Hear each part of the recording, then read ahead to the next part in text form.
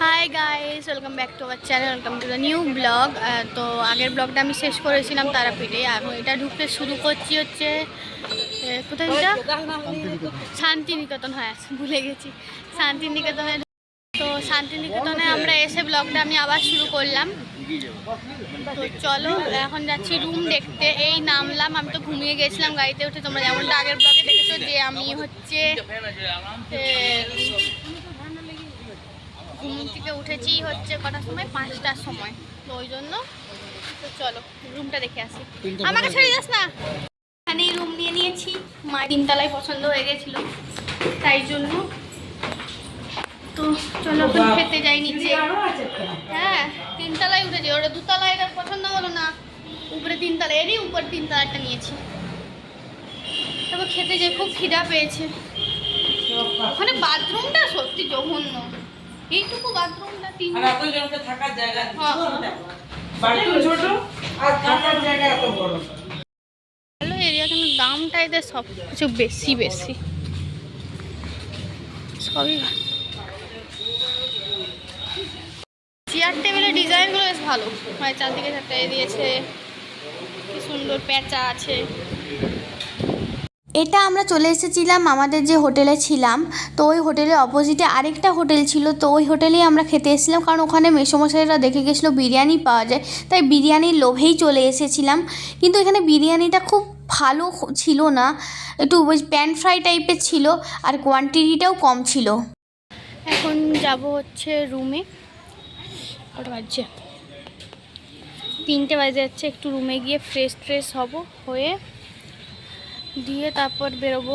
শান্তিনিকেতন যাবো প্রথমে, তারপরে ওই যেখানে হাট বসে, কি হাট আছে, ওই হাটে যাব। তো চলো এখন আগে যে ফ্রেশ হই। রেডি হয়ে গেছি আবার। একমাত্র আমি একাই যে ড্রেস চেঞ্জ করেছি, কারণ আমার মা অগাধ জামা নিয়ে এসেছে এখানে।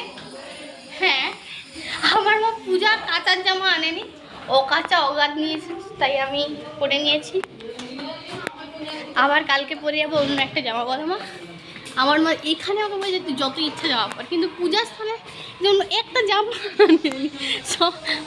যতগুলো পূজায় আমি ড্যাং ড্যাং করে বেরিয়েছি, পরে মাংস খেয়েছি, যা খেয়েছি সবগুলাকে নিয়ে এসছে। আমার মাও চেঞ্জ করেনি, মা কেন কেউ চেঞ্জ করেনি, আমি একা চেঞ্জ করে এসেছি। আচ্ছা, শান্তিনিকেতনের মধ্যে মানে যা যা আছে আর কি ওখানে, তো ওটাই দেখতে যাবো। তো চলো গিয়ে দেখা হচ্ছে।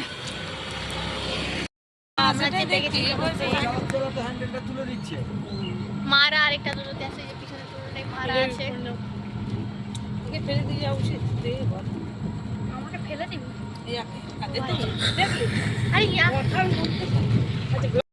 এটা 3600 বিঘে জায়গা, যাকে একর হিসেবে বলা হয় 1200।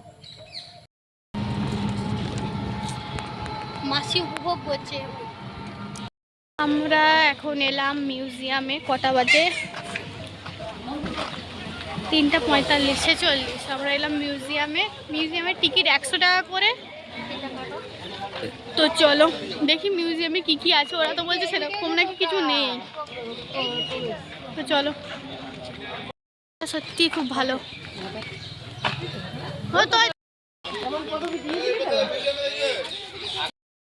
আমরা ভুল রাস্তায় চলে গেছিলাম। মিউজিয়াম তো এইদিকে, এটা মিউজিয়াম। ছেড়ে চলে গেছি, শুধু আমার দাদা যায়নি, কারণ তো আমার এখানে পার্সোনাল ফটোগ্রাফার। দাদা তুই আবার কত কি হবি, দাদা, তারপর সারথি, তারপর ড্রাইভার, তারপর ফটোগ্রাফার। বাহ, কতগুলো কাজ তোর জীবনে। এটা ঢুকছি আমরা মিউজিয়ামে। ও, এই যে মিউজিয়াম, যেখানে আমাদেরকে ভিডিও করা তো অ্যালাউ ছিল না, তাই জন্য আর ভিডিওটা করতে পারিনি। আর জুতো খুলে আমরা গেছি, ওখানে তো ভিতরে ভিডিও করা তো অ্যালাউ ছিল না, তাই জন্য আমরা ভিডিও করতে পারিনি আমি। তো এখন যাচ্ছি রবীন্দ্রনাথ ঠাকুরের বাড়ি দেখতে। দাদারা অলরেডি লেগে গেছে, দিয়ে ফোন করে আমাকে ঝাড়ছে। আমি একটু লাইব্রেরিতে ঢুকেছিলাম। সত্যি শান্তিনিকেতন, এটা এত শান্ত জায়গা। বৈঠকখানা, এটা রবীন্দ্রনাথ ঠাকুরের, বেশ বড় না? এটা হচ্ছে রবীন্দ্রনাথ ঠাকুরের গাড়ি নাকি? এটা গাড়ি? হ্যাঁ গাড়ি, রবীন্দ্রনাথ ঠাকুরের গাড়ি। ও ব্যবহৃত গাড়ি। হ্যাঁ ছাপাখানা।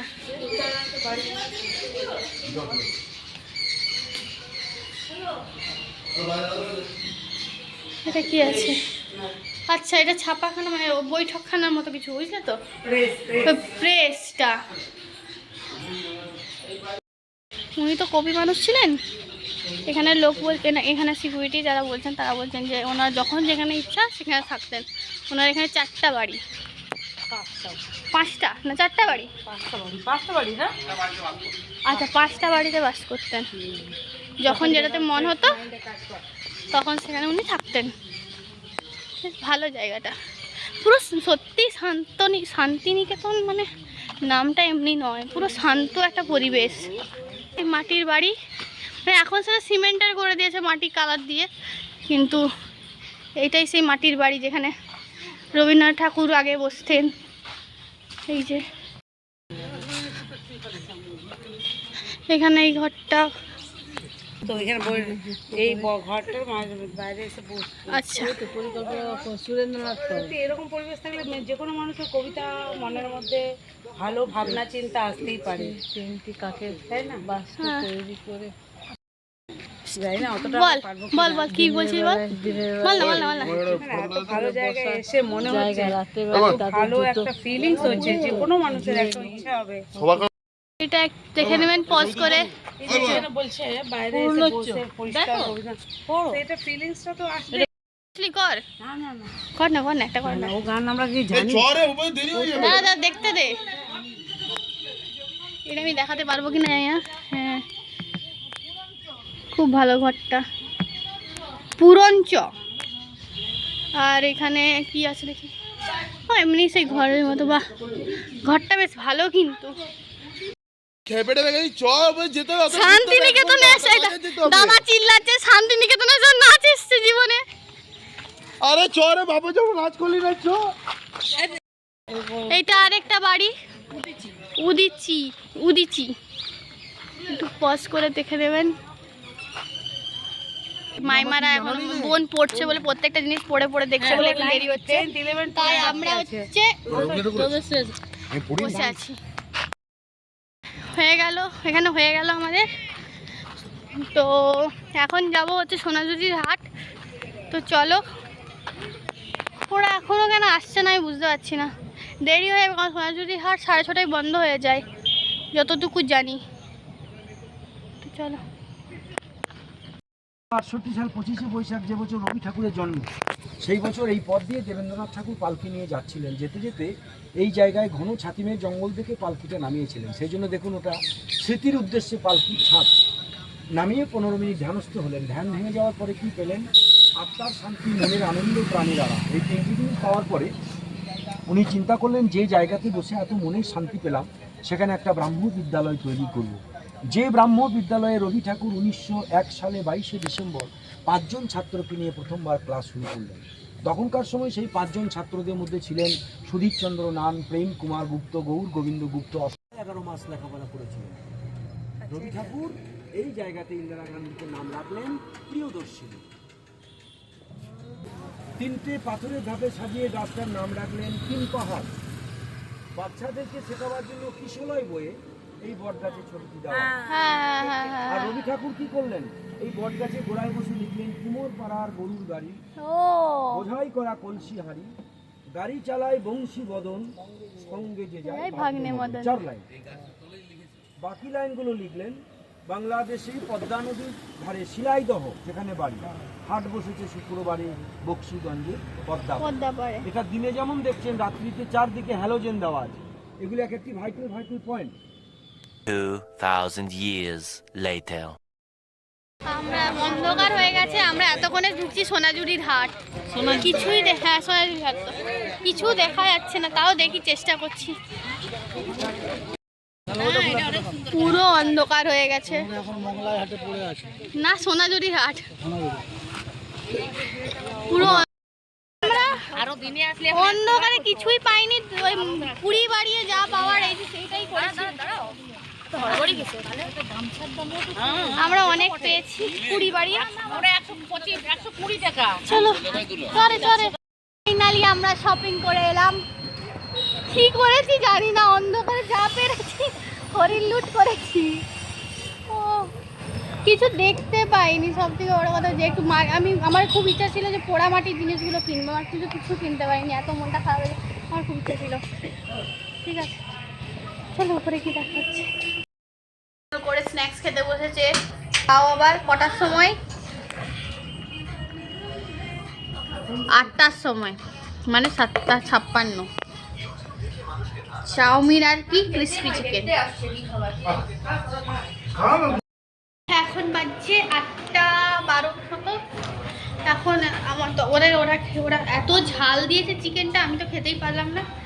তাই জন্য মাইমারা সন্ধ্যাবেলা একটু আগে বেরিয়েছিল ঢুকে, আর তারপরে ফুচকা খেয়ে এসছে। তো অনেকক্ষণ ধরে আমি যাবো বসেও নি, তখন কারোর সঙ্গী পাচ্ছিলাম না। মা বললো একবার, তখন আবার আমার মনে ছিল না চাউমিনটা খাবো, চাউমিনটা ঝাল দেখে তাও মাইমার সঙ্গ পেয়েছি আবার, তখন আর মা রাজি হচ্ছিল না, তাই একটু ফুচকা খেতে যাচ্ছি সামনে। ফুচকা খেয়ে দোকান আমি নিজেও খেলাম, ফুচকাটা সত্যিই ভালো খেতে, যদি না খেতাম বিরাট মিস করতাম আমি, অসম্ভব সুন্দর খেতে। আমরা হ্যাঁ ওই বীরভূম গেস্ট হাউস আছে, ওর অপোজিটে একটা ফুচকা দোকান, ওইখানে আমরা আছি। তো কি ঝাল লাগছে, আমাকে একটু ঝাল লাগছে, কিন্তু এটা ঝাল না লাগলেও নয়, ফুচকাতে এই ঝালটা আমার লাগে একদমটা, এখন আর ভালো লাগে না। আগে হতো যে একদম খাবো না ঝালটা। মায়ের জন্য পার্সেল নিয়ে নিয়েছি, মা আমাকে সঙ্গী দিতে আসেনি তো কি হয়েছে, মায়ের জন্য আমি নিজেই নিয়ে চলে এসেছি। Good morning. কালকে ফুচকা খাওয়ার পর কোনো ভিডিও করিনি, কারণ আমার নিজের খুব ঘুম পেয়েছিলাম, তো ঘুমিয়ে গেছিলাম এসে। তো এখন উঠেছি, কালকে রাতে ফুচকা খাওয়ার পর আমি আর কোনো ভিডিও করিনি, কারণ আমি ঘুমিয়ে গেছিলাম, এত টায়ার্ড ছিলাম। তো এখন হচ্ছে রেডি হয়ে গেছি, আমরা বেরিয়ে যাবো এরপর পুরুলিয়ার জন্য। এখন নিচে যাবো ব্রেকফাস্ট করতে, দেখি ব্রেকফাস্টে কি আছে। মাসিরা তো মেসমশাই নিচে গেছিলো, অর্ডার কি দিয়ে এসছে। এবার যাই, কারণ আমরা যে গাড়িতে এসি সেটা আবার পরে একটা ভাড়া আছে, তো তাড়াতাড়ি আমাদেরকে ঢুকাবে উনি। তো উনি বলছেন তাড়াতাড়ি করতে, অনেকক্ষণ ধরে মানে ফোন করছিল আর কি। তো চলো আমি নিচে যাই, নিচে গিয়ে দেখা হচ্ছে। আমার মা যেখানে থাকে সেখান থেকেই মনে হয় সবজি কিনে নিয়ে ঘর যায়। এগুলো মেদিনীপুরে দেখা যায় না, আমার মায়ের এই প্রতিভাগুলো, মানে মায়ের প্রতিভাগুলো এখানেই দেখা যায়। ট্রেনেও যেমন তোমরা হচ্ছে আমার দিদির যেটা জয়েন্ট অ্যাকাউন্ট ছিল, মানে আছে, ওই চ্যানেলে হয়তো দেখেছো যে হচ্ছে আমরা যখন পুরুলিয়া আসি তখন ট্রেনে মার কাকিমণি কেমন বাজার করেছিল। তো ওই ব্লগটাতে তোমরা দেখো, যদি লিঙ্ক চাও আমি লিঙ্কটা ডেসক্রিপশানে দিয়ে দেব। তো আমার মা এখানেও ঘুরতে এসেছে, আজকে ফেরার দিন, যাতে কাল সকালে বাজার না যেতে হয়, তাই জন্য আমার মা হচ্ছে বাজার করতে গেছে। এগুলো তো মেদিনীপুরের প্রতিভাগুলো তুমি বাড়াও, তুমি যেখানে মানে লাস্ট মোমেন্টটা তোমার মনে পড়ে না, এই যে বাজার করার মাকে যখন মেদিনীপুরে বলি মা চলো দুটো কিনে নিয়ে আসি, তুই যা, এমনকি আমার মা রেশনটাও যায় না আমাকে। আরে ওইখানে না, হ্যাঁ মেদিনীপুরে না রাস্তার মধ্যে কুকুরের হাগা, कौन है ये लोग, कहाँ से आता है? मैं अंडमान से आया हूँ। আমাদের ব্রেকফাস্ট চলে এসছে। মানে একটা জিনিস খুব ভালো হয়ে গেছে, আমাদের খাওয়া গেছে, এখন আমরা বেরিয়ে যাবো। মাদের খাওয়াইনি, মারা এখনো খাচ্ছে। হোটেলে খাবার ভালো, কিন্তু ব্যবহার ওদের খুব একটা ভালো আমার লাগেনি। সে যাই হোক, ঘুরতে এসেছি, এরকম তো হবেই, ছোটোখাটো ব্যাপার। কিন্তু চলো বেরিয়ে দেখা হচ্ছে। বাসে উঠে গেছি, জায়গা নিয়ে নিয়েছে আমার। আমি তো লাভ বাবুর কাছে বসে পড়েছি বাবা, আমি তো বসে পড়েছি লাভ বাবুর কাছে। গাড়ি কিছু একটা হয়েছে, আমি তো ঘুম থেকে উঠে দেখছি গাড়ি দাঁড়িয়ে আছে, তাই জন্য আমি আমার বাবু একটু বেরিয়ে পড়েছি। আর এদিকে বাবুর দাদা দাদাই দিদিভাই আর দা, চলো দেখি কি হয়েছে।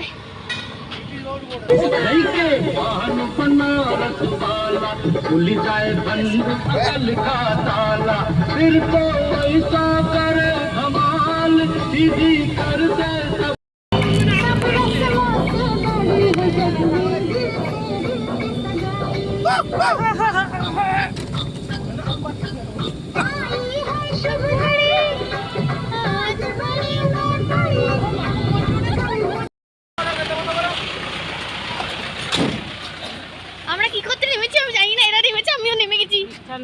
কি করতে নেমেছিস? মিষ্টি দেখবো। মিষ্টি? এটা কোথায় যে মিষ্টি দেখবে? এরা পেড়া খাবে। তুই জীবনে আমার কতগুলো কপিরাইট খাওয়াবি বল গান গেয়ে? হ্যাঁ, পেজটাকে না ব্লার করে দিও। হ্যাঁ না কি এরা যাচ্ছে কোথায়? আবার সবজি মার্কেট। এরা যেখানে যায়, আমার মায়ের রোগ ঢুকে গেছে। হাট বসেছে শুক্রবারে, কিন্তু আজ বুধবার, নট শুক্রবার। কি করছিস? খাবার দাবার নেই বলে এটা নিচ্ছে না। কি জানি বাবা কি করতে গেছি। গাড়ি জানি না কোথায়, যেখানে নামিয়েছিল খুঁজে পাচ্ছি না। আমরা তো ওদের সাথে গেছিলাম দুজন মিলে, দিয়ে ভটকাতে ভটকাতে যাচ্ছি গাড়ি খুঁজতে, খুঁজে পাইনি গাড়ি। অনেক দূর চলে এলাম কিন্তু এখনো পেলাম না ভাই। আরে এখানেই তো নামিয়েছিল। পাক্কা না? এদিকেই যাবে, ওইদিকে কোথায় যাবে? গাড়ি প্লিজ, পেলে ফোন করবো। হেবে গাড়ি কোথায়? হবে গাড়ি না, ওই তো বড় মেয়ে সমস্যায়। পাইছি পাইছি, পেয়ে গেছি। পেয়েছি ঠিক জায়গায় হাঁটছি। প্যানিক করছিলাম আমরা। গাড়ি না পেলে কোথায় নেমেছি সেটাই জানি না আমরা। জায়গাতে হয়তো গাড়ি দমে দূরে। যেখানে আমরা নেমেছিলাম ওখানে মামা একটা দেশি মুরগি পেয়েছিল বলে নিয়েছিল। আর আমাদের এই পুচকুটা এত দুষ্টু হচ্ছে, ওটা তার পা ধরে সে টানবে। ফাইনালি নেমেছি। কটা বাজছে? 2:45 নেমেছি। চলো ঘোরা শেষ। যদি শান্তিনিকেতনের ব্লগটা আমি এখানেই শেষ করছি। যদি ভিডিওটা ভালো লেগে থাকে প্লিজ চ্যানেলটাকে সাবস্ক্রাইব করে দিও। আর আমাদের দুই বোনের চ্যানেলটা তো আছেই, ওটাতেও প্লিজ কস স্টেশন ডেসক্রিপশনে নামটা দিয়ে দেবো। অনেক কষ্ট উচ্চারণটা করলাম, মনে হচ্ছে হাঁপাতে হাঁপাতে। আর আমার দিদিরও আরেকটা চ্যানেল খুললো নতুন, তো চ্যানেলের আমি লিঙ্কটা নিচে দিয়ে দেবো। ওর চ্যানেলের নামটা ধন্যী মেয়ে। তো তিনটাকে সাবস্ক্রাইব করে দিও। চলো দেখা হচ্ছে নেক্সট ব্লগে। Tata, by.